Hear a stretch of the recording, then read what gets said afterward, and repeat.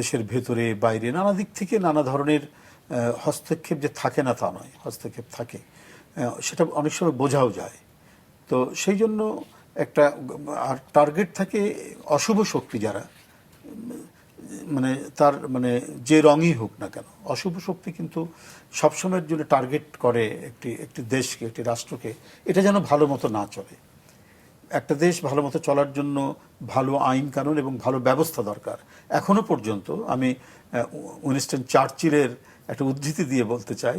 তিনি বলেছেন কোনো একটা প্রশ্নের উত্তরে যে গণতান্ত্রিক ব্যবস্থা কেমন, তিনি বলেছেন যে পৃথিবীর মধ্যে সবচেয়ে ওয়ার্স্ট, সবচেয়ে খারাপ ব্যবস্থা, কিন্তু এর চাইতে উন্নততর কোনো ব্যবস্থা এখন পর্যন্ত আবিষ্কৃত হয়নি। তো আমি বলবো যে সেই গণতন্ত্র, যে গণতন্ত্রের চাইতে উন্নত কোনো ব্যবস্থা এখন আবিষ্কৃত হয়নি, সেই গণতন্ত্রকে ধ্বংস করা হয়েছিল, দিয়ে একটা নিকৃষ্ট শাসন ব্যবস্থা নেওয়া হয়েছিল। এখন সেই গণতান্ত্রিক ব্যবস্থা পথ চলা আবারও শুরু হয়েছে।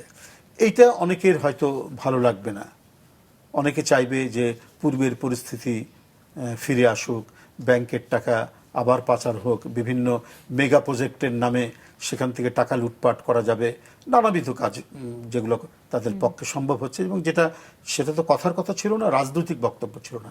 এখন তো প্রমাণ পাওয়া যাচ্ছে, নানা ধরনের প্রমাণ পাওয়া যাচ্ছে যে কে কত টাকা আত্মসাৎ করেছেন, লুট করেছেন, টাকা পাচার করেছেন। বিভিন্ন ব্যবসায়ী গ্রুপদের নামও আপনারা জানেন, আমরাও জানি। তো সেই ক্ষেত্রে ওই ব্যবস্থাটির প্রত্যাবর্তনের জন্য অনেকে চেষ্টা করবে। একটা রাষ্ট্র যদি দুর্বল হলে পরে যারা মানে যে কোনো আগ্রাসী রাষ্ট্র বা আধিপত্যবাদী রাষ্ট্র, আমি কোনো নাম বলতে চাই না, তাদের জন্য সুবিধা হয় সেই রাষ্ট্রকে নিজের মতো করে শোষণ করতে, শাসন করতে। এই জন্য নিজেদের প্রতিভূ সেই রাষ্ট্রের উপর চাপিয়ে দেওয়া হয়।